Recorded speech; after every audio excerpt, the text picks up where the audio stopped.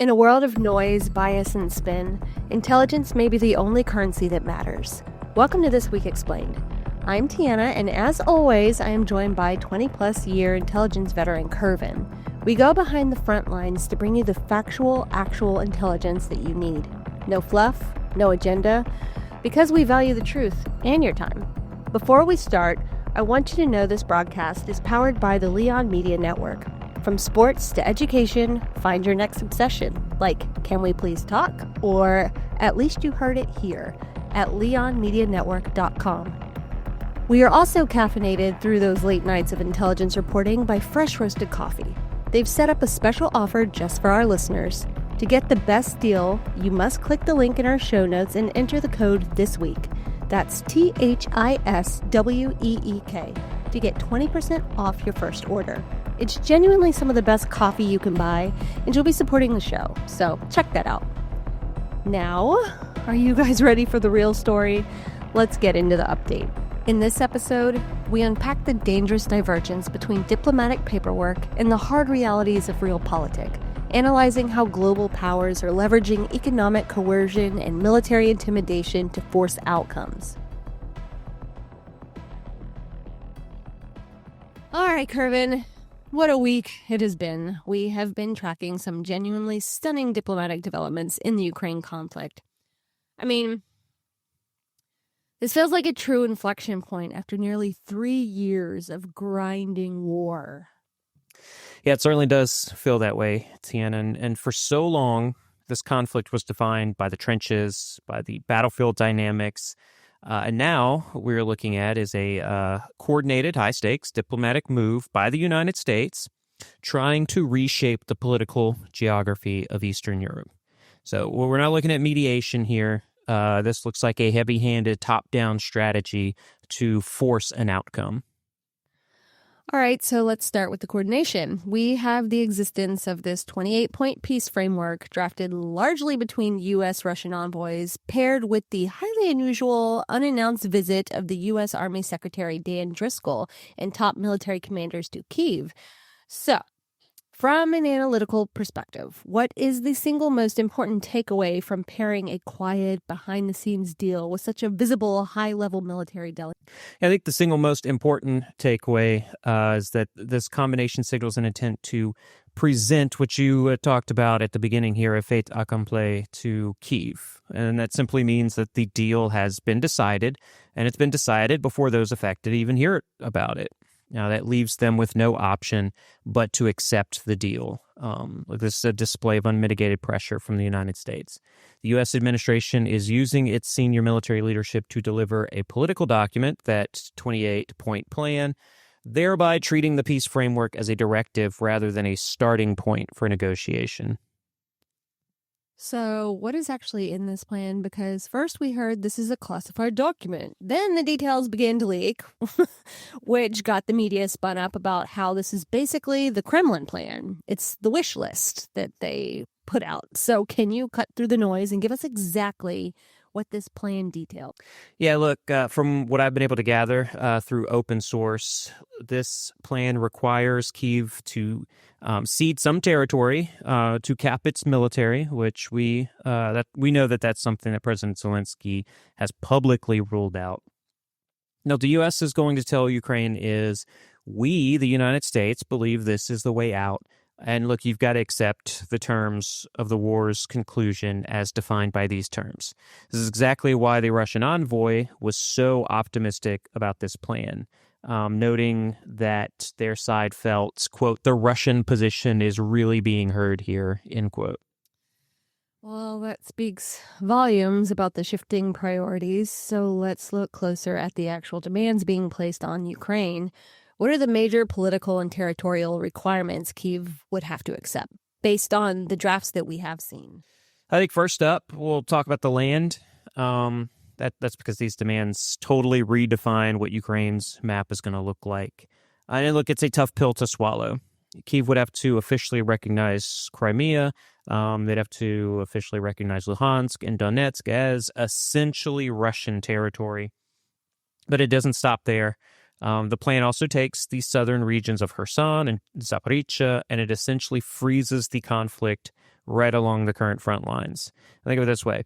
Ukraine has to give up all the ground Russia currently holds, and then they have to create a demilitarized buffer zone inside the part of Donetsk that Kyiv actually controls. So when you look at the map, this pretty much achieves every major territorial goal Russia has publicly laid out. We'll get more into what we know Putin has said in private about his real intentions for this. But next, I want to move on to the sovereignty and security of Ukraine. This gets right to the heart of what Russia has been pushing for decades. So the plan essentially forces Ukraine to write into its own constitution a guarantee that they will never join NATO. Now, it's a two-way street. NATO, in turn, has to actually change its own rules to permanently block Ukraine's admission in the future. Now, in one move, this completely fulfills the core security objective that has been driving Russia's foreign policy. Finally, we'll have to look at this demilitarization. This part is designed to restrict Ukraine's ability to defend itself at scale. Now, currently, the Ukrainian armed forces have over 800,000 personnel, right? Well, this plan slashes that number. It caps their forces at just 600,000, and that is a really significant reduction of force. It's a provision clearly aimed at permanently limiting how powerful Ukraine can ever push back or defend itself. I mean, it's really difficult to overstate how much these demands, all that territory, and the permanent cap on their military violate Ukraine's absolute red lines. It's like we're forgetting that they are the victims in all of this. They didn't ask to be invaded for that special military operation. I mean, they're fundamentally asking Ukraine to dismantle its own national security structure. So, to try and sweeten that impossibly bitter pill, the U.S. is floating an offer, what they call a reliable security guarantee, which we now know is explicitly modeled on NATO's famous Article 5. Now, I know you've mentioned before that offering a NATO 5-style guarantee is a plausible way to even get Kyiv to the negotiating table, but how unprecedented is this idea, and what are the specific strings attached? Well, first off, let's be clear. This idea is highly unusual, but it's not out of the blue. There's a reason I kept talking about this in the media, on this podcast. It makes logical sense that if you're going to call Putin on his bluff, this is the way to do it. Like, Tiana, you and I, we both know Putin wants to secure the entirety of Ukraine.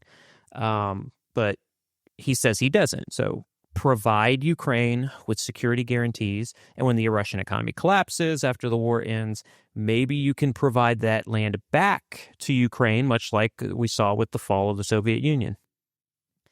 But this still seems to be a brutal trade-off. I mean, Ukraine gives up land and limits its own army, but the big shiny incentive is this proposed reliable security guarantee. But let's be blunt. How much confidence can Kyiv really have in this security guarantee?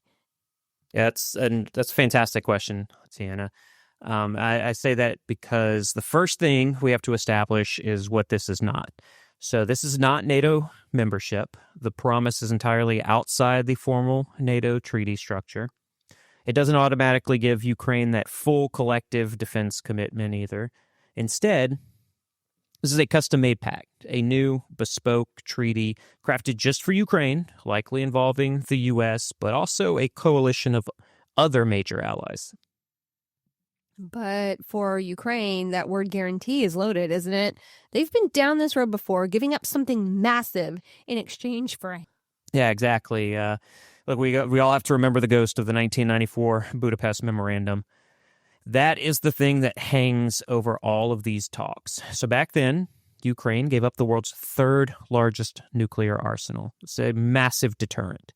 And they did this in exchange for what were called security assurances from the United States, from the United Kingdom, and also from Russia.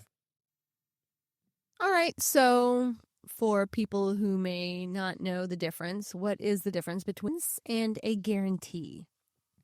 Yeah, that's great. So there's a massive difference. So that assurance that you saw with the taking the nuclear weapons away. That was a political commitment. The signatories promised to respect Ukraine's sovereignty, respect their borders, to consult if they came under attack.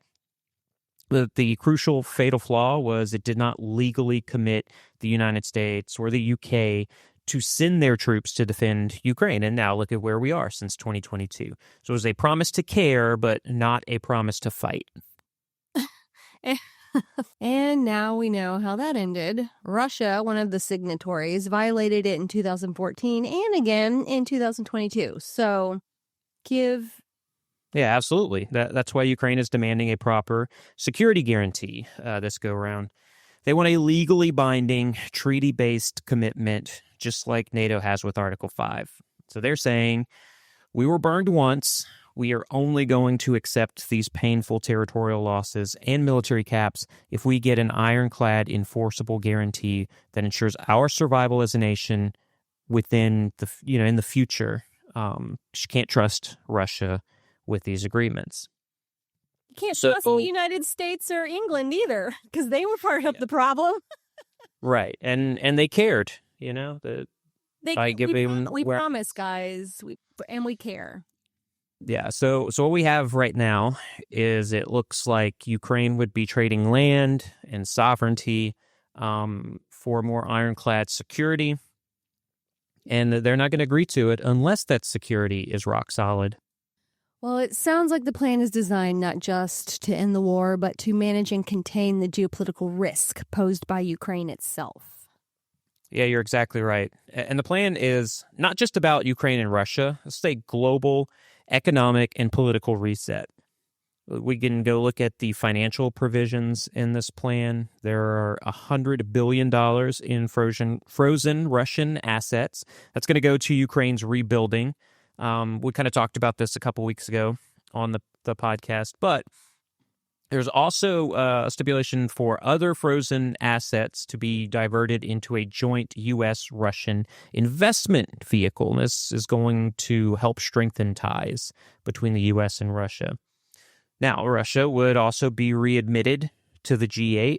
They're going to have sanctions lifted. Those sanctions will be lifted in stages. I'm not too worried about that because, as we all know, the war comes to an end, the fighting stops, there's peace. Those sanctions were going to be lifted regardless.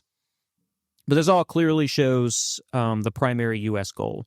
They want to achieve a large-scale diplomatic win and fundamentally re-engage with Russia on areas like AI, energy, mining on the African continent, even if it means abandoning the economic and political isolation of the Kremlin that the West spent 3 years building. All right, so let us focus on the most legally and morally contentious point, which is the amnesty provision. It's important to point out that Russia invaded Ukraine unprompted. Ukraine wasn't being aggressive towards Russia. They weren't a danger for Russia. I mean, they implied that they were. You remember the Nazi excuse? They were trying to get rid of the Nazis and stuff that were in Ukraine. And then, it became clear that this was just about reestablishing Russian borders whenever it was an empire that stretched across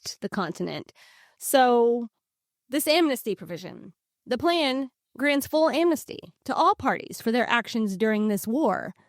What is the impact of that specific line item? Because I just think it's wild that Russia isn't going to face any consequences for invading Ukraine. Yeah, look, I think it has enormous implications. And I think you beautifully retold the story of what happened in 2022. This was not just about an invasion of an aggressive country to stop them from attacking. This was a country that was minding its own business, and Russia invaded because of what you said. They wanted to return Mother Russia to its glory. What this provision does, it sets a precedence. I think for one, it means that it will preemptively abandon all claims of war crimes, abandon all the prosecutions against Russian soldiers, Russian officials, Russian presidents. And for many Ukrainians and the supporters of Ukraine, this is unacceptable. It undermines the moral high ground and the basis for international judicial actions that were taken since 2022.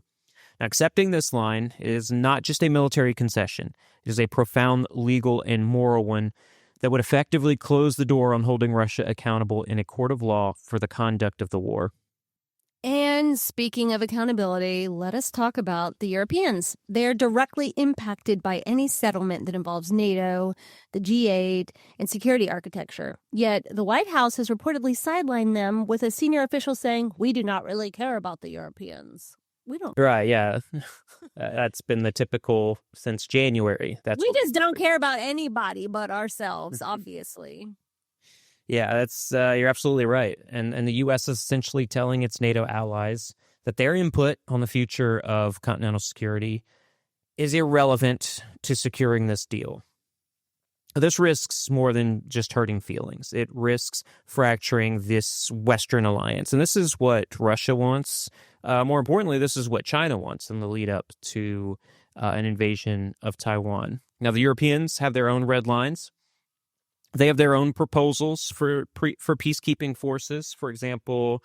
And one of the things that we're seeing here is this U.S. plan explicitly disregards all of what Europe wants by banning NATO troops on Ukrainian soil. They want Ukraine to agree to that when NATO will need to agree to that as well. And this action could severely erode transatlantic trust, regardless of whether this peace plan is ultimately successful or not. States thinks their opinions matter more on this than the Europeans who are on the same continent as Russia. What the heck? And now is not the time for us to be alienating our allies. We're going to wind up fighting this battle against Russia and trying to by ourselves if we keep this crap up. They're going to go, all right, they don't care about anybody but themselves. We don't care about them. So, but America first. Am I right? Am I right, guys? America first. Jesus, this is wild. Anyways, so we have a plan that offers an Article 5 safety net in exchange for painful, potentially fatal concessions. So how has President did to this plan? Well, with extreme caution, I would say, and that's the most strategically sound move that he can make here. So he didn't reject it outright. He was calling it the U.S. vision. He said that he is prepared to hold talks, but only if the final deal brings a, quote, dignified peace, end quote, with, quote, the respect for our sovereignty, end quote. So I think right now he's playing for time, which we saw Putin do for a while. He needs to engage to lock in that Article 5 style guarantee, but he knows he cannot accept the territorial and military cap provisions without facing a massive domestic crisis. Now, the reports of outrage from his own officials, they call the plan absurd. They call it capitulation to Russia. And they show the immense political pressure that he's under right now. His objective now is to negotiate changes to the plan, pushing back on the extent of the territory he must cede, while trying to make the security guarantee as absolute as possible. Well, I'm siding with his officials. I do think the plan is absurd and capitulation.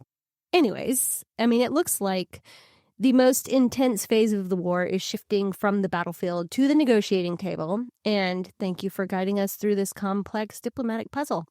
Now, speaking of the gap between diplomacy and reality, I want to turn our attention to the ceasefire in Gaza. Last week has been one of profound contradiction coming out of the Middle East. On one hand, we see the diplomatic consensus forged at the United Nations, and on the other, the stark political. Yeah, and if you only read the headlines from New York, you would believe the world has achieved a major breakthrough. What we saw this past week was the UN Security Council formally endorsed President Trump's 20-point plan for Gaza. is creating these ambitious structures for the region, the International Stabilization Force, or ISF, and the Transitional Board of Peace. Now, 13 countries actually backed this plan, and there were some from even the key regional players. And the vote created the illusion of a pathway forward. But your analysis suggests that while the diplomatic consensus is there on paper, the entire stabilization effort is, in fact, dead in the water. So what is causing that massive disconnect? Look, the disconnect is simple, and it's fundamental. The entire plan, reconstruction, governance, all of it, depends on one domino falling. That is the disarmament of Hamas. A month and a half into the current ceasefire, Hamas has actually done the opposite of this. It's not relinquishing control. It is consolidating its position, particularly in the interior where the majority of the population remains. Now, they believe they have survived the conflict, and they have been given no credible reason to think otherwise. Sorry, I thought I had my microphone on mute. Now I can't talk. When you said Hamas. I heard a giggle there. But that's what happens when you try to say Hamas and has.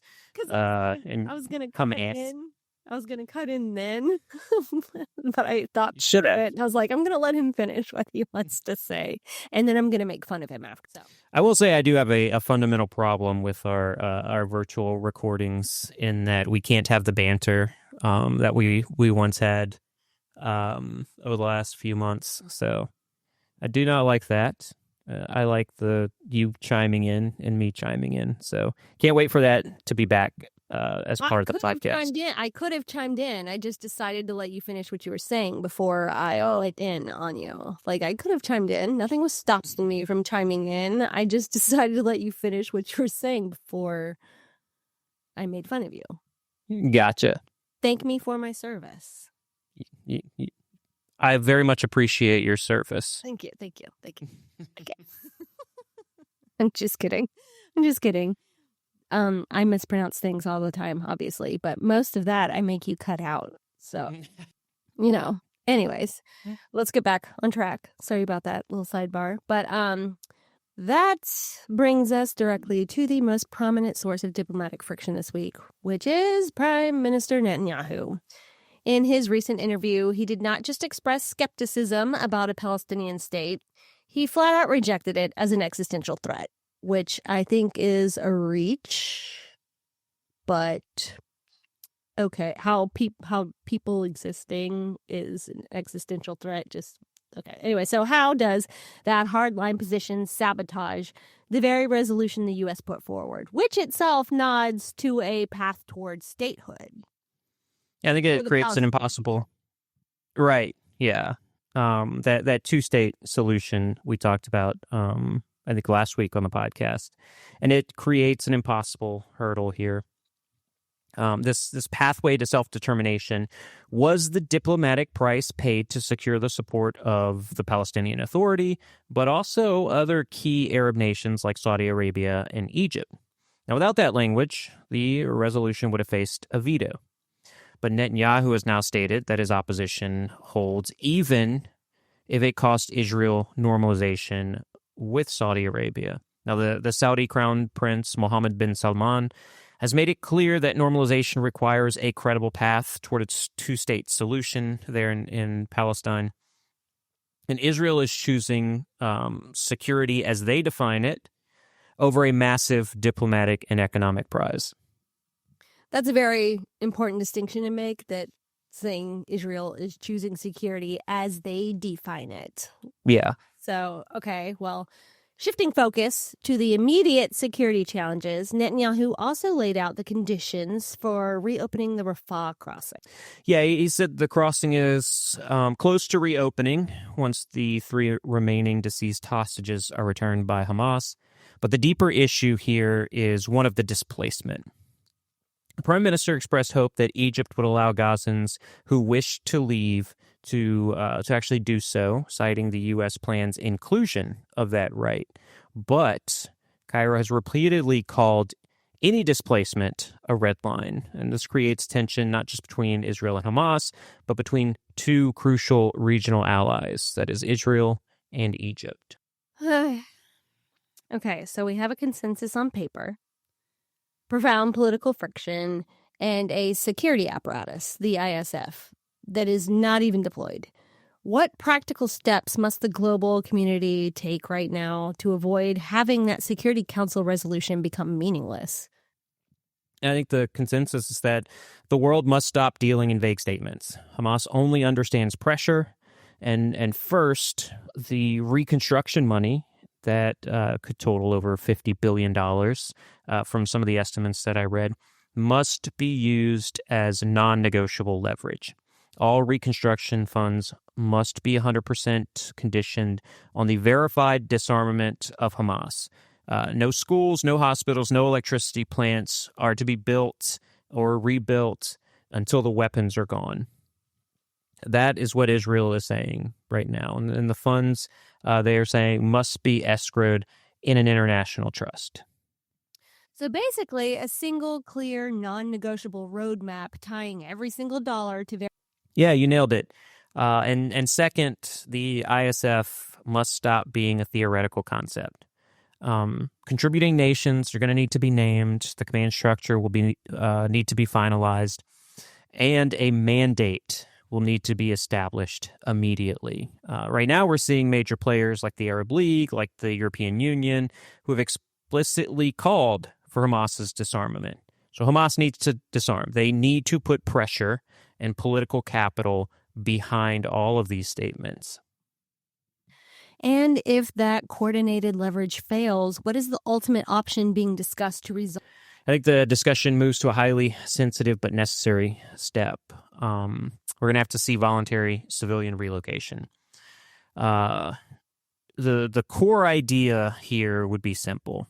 If Hamas is going to refuse to yield, then a truly humane option needs to be put on the table for the civilian population. Right now, they are being brutalized by Hamas. They obviously don't want to go back to being destroyed by Israel either.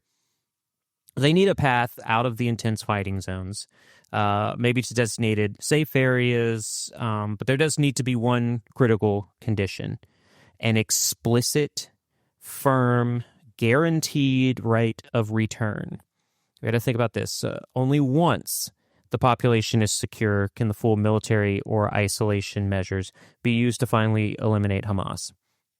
Staying in this current state that we're at, this is morally unsustainable. It means 2 million people are stuck. They are held hostage by two groups. By two groups that are literally destroying their lives. I think this is a narrative that Israel could seize. The global community should definitely seize on this. They should all be telling the world, look, we understand the profound suffering of the Palestinian people, and it is fundamentally Hamas that is causing it. Disarm Hamas, and you return to peace and rebuilding. Protect Hamas, and the suffering's going to escalate. I don't know that Netanyahu believes that. I don't think he's willing to differentiate between the Palestinian people and Hamas. I mean, so far his actions have shown that. I'd say there is no path forward unless Israel transitions to a new government more sympathetic to the plight of the Palestinian people.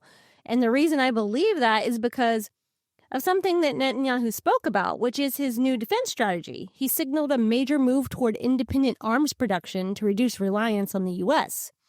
So what does this tell you about the future direction of Israeli security policy?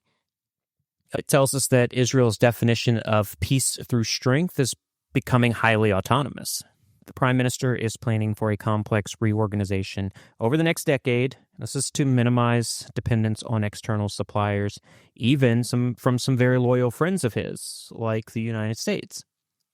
This is a direct consequence of the political friction that we have seen since the conflict started, and it ensures that Israeli defense capabilities will remain unconstrained by geopolitical pressures from those very partners. They want to surpass every other regional actor. They want to do that regardless of diplomatic conditions. Well, I think you just explained the whole strategic shift in one simple sentence. Israel is cutting the cord. That level of autonomy is incredibly dangerous for the region. When the strongest military actor says, we're going to act when we want and how we want without outside constraint, it doesn't just make them stronger, it removes the guardrails. While the West has typically been the brake on a regional explosion, this new quest for absolute unconstrained power could be the very thing that triggers the final reckoning for Israel. It might solidify their borders, yes, but it dramatically increases the risk of drawing in every regional opponent for a definitive all-out confrontation. This isn't just policy, it's a deep foundational change, and the entire Middle East is now on notice.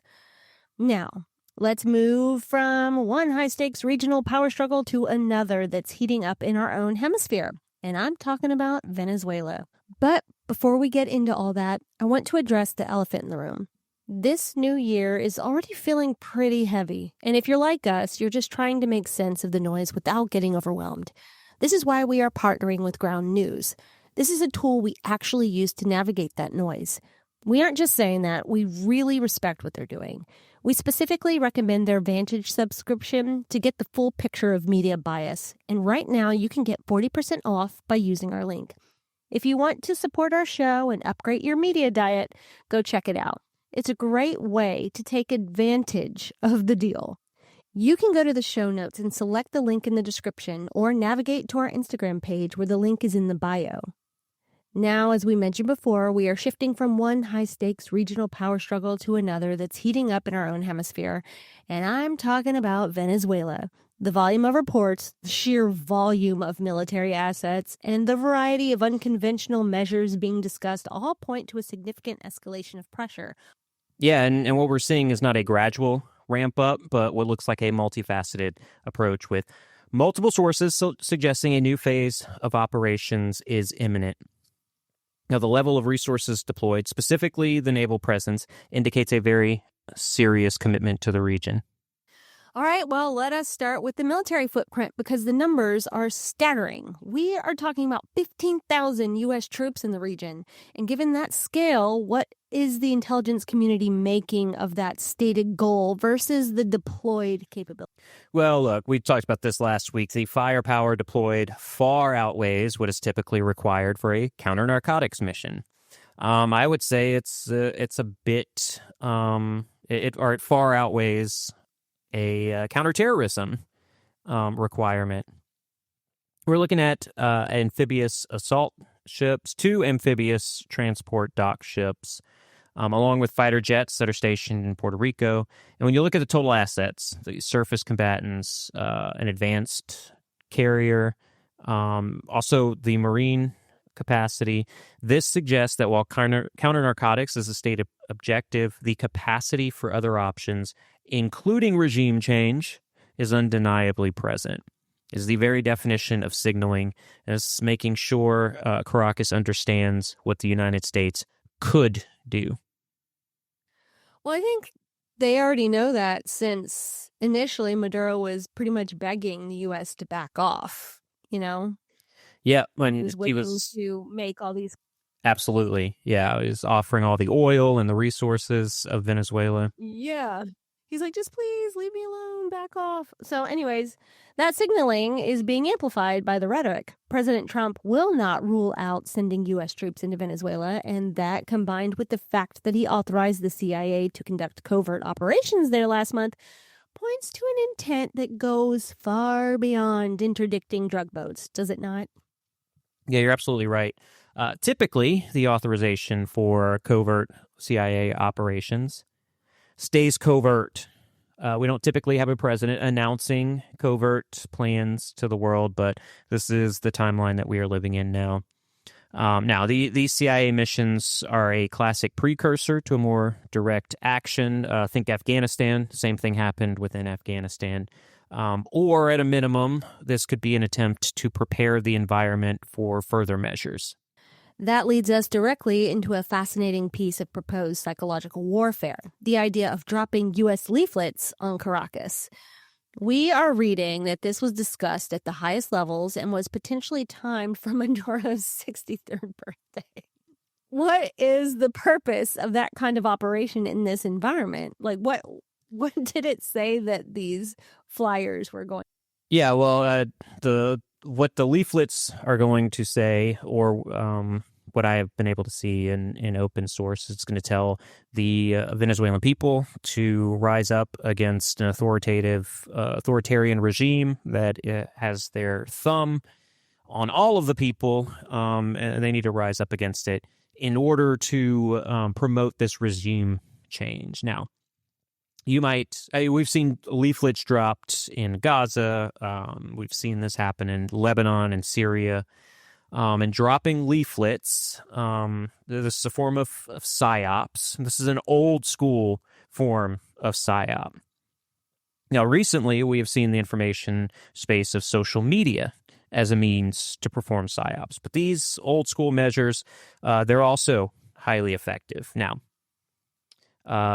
the reported goal of all of this is to highlight the $50 million reward for information leading to Maduro's arrest. It's effectively painting him as a wanted figure directly to the Venezuelan people. That's supposed to get them to rise up. I don't think, from the perspective of the United States, they understand no one is going to go out and try to get that $50 million reward to give information for Maduro's arrest. I don't think the United States would ever give that reward. What they want is the uprising. Now, the logic is clear. The United States wants to put personal pressure on the regime leader and then sow further dissent or defection within his inner circle from the military, all without firing a shot on the land. Well, that's fascinating. We also learned this week de los Soles, a foreign terrorist organization, a group that they accuse Maduro of leading. Secretary of War Hegseth noted that this designation would bring a whole bunch of new options to the United States. So what is the practical and legal consequence of this? Well, look, we've discussed this so many times, right? The terrorist designation is key here. It changes the legal framework for potential U.S. action. Historically, these designations, these terrorist designations, have allowed the United States to target an organization's assets and infrastructure in a way that a simple criminal designation just doesn't allow for. This is an immense escalation. It places the fight against Maduro into a similar legal and operational category as the fight against groups like Al-Qaeda and ISIS. This designation provides a much broader legal umbrella for future strikes, which is exactly why the administration is pursuing it. So we have a massive military buildup, a kinetic campaign on the seas, covert CIA operations, high-level rhetoric, and psychological warfare on the table. So how is the Maduro regime responding to this pressure cooker? Because like we mentioned earlier, whenever they didn't have all those military assets right there in their backyard, he was willing to offer oil and resources and anything he possibly could in order to get the U.S. to back off. So what is he doing now? Yeah, I think they are done with that offer. Look, they're taking this very seriously. We are seeing reports they are considering a prolonged resistance strategy, a guerrilla-style response that would involve small military units, acts of sabotage across over 280 locations. This would be if the U.S. invasion would occur. Now, the Venezuelan military, while debilitated by low wages and poor equipment, is preparing for an asymmetrical fight. They're not planning a conventional engagement against the U.S. Navy. We talked about that last week. That would be a disaster for them. And I think the deployment of the Gerald Ford and the Marines are going to reinforce this defensive mindset from Venezuela. It is a classic intelligence paradox, is it not? The U.S. is applying maximum pressure, but that pressure forces the target to dig in and plan for the worst-case scenario. It also seems that President Trump has indicated a willingness to potentially pursue talks. So are there any actual diplomatic channels open, or is this just more... Yeah, look, and I'm glad you brought it up, because I think the nuance is critical here. Despite the overwhelming military pressure and rhetoric, officials have acknowledged that conversations are taking place between Caracas and Washington. And this is the dual-track approach, right? Maximum pressure while keeping the door open for a negotiated exit. It's also a tactical move that could impact the timing and scale of any major operation. It also allows both sides to signal their readiness for either conflict or, more importantly, de-escalation. So, as we look ahead to the coming days, with multiple sources suggesting a new phase of operations is imminent, the key indicators we are watching for are the terrorist designation and any confirmation of the leaflet drop or other covert actions. Because as we know, covert actions don't stay covert. Right. Not in these days. We don't live in the time of covert action anymore. And look, I think the designation of the being a foreign terrorist organization, that's going to be the most immediate concrete action that will open new doors, because then you're going to see these kinetic strikes. Now, the leaflet drop, that's going to be the tactical, psychological maneuver, right? You'll do the kinetic strikes, but in order to get an uprising against Maduro, the leaflets are going to be very important here. Now, in the intelligence world, we often talk about the difference between capabilities and intentions. Right now, the U.S. has demonstrated overwhelming capability. We're waiting to see what the next clear sign of intention is going to be, and I think that's going to be coming fairly quickly. A complex situation that is clearly reaching a boiling point in the Caribbean. So thank you for walking us through the layered analysis, and a huge thank you to our audience for listening. We will be back next week to break down the upcoming summit. So, Kervin, is there anything else you would... Nope, that's all I've got for now. You? No. All right. Cool. Bye. Thanks for listening. Thank you so much for listening to This Week Explained. We hope that you found it both informative and engaging. If you have any feedback or suggestions for future episodes, we'd love to hear from you. For more in-depth coverage of these stories and more, be sure to follow us on social media at This Week Explained. Tiana, thank you so much. And until next week, stay safe out there.